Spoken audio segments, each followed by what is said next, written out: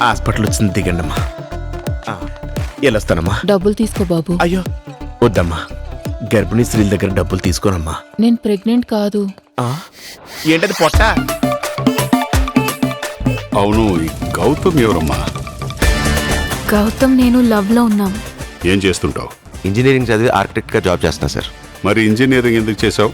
ఆ క్వశ్చన్ నేనే కాదు సార్, బీటెక్ చదివిన ఏ కుర్రాడు ఆన్సర్ చెప్పలేదు.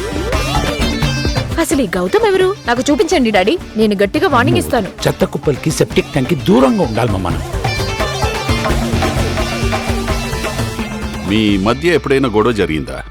ఇష్యూ లేని చోట లవ్ ఉండదు. నా లైఫ్ నా వైఫ్ నీ చేతిలో ఉంది. నువ్వు చేసిన పని నిత్యకి చెప్పేసి. నా దగ్గర నిజం ఎందుకు దాచా? నీ బాధ పోవాలంటే మందొక్కటే మార్గం. ఓహో, మాకు తెలీదే.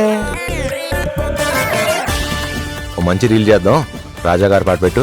రాజాగారు పాట వద్దులే మావా, కేసులు వేస్తున్నాడంట.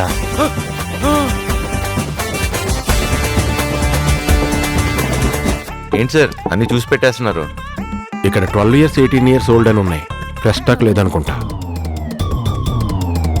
పల్లవి మీ కూతురా? ఏం మాట్లాడుతున్నారు? ఆవిడ మా పిండి సార్. ఓ, రెండో పెళ్ళా? కాదండి, మళ్ళీ పెళ్లి. గురజాడ పరగరు బతుకుంటే ఈ దారుణం చూడలేక చెప్పించుకోడేసేవారు.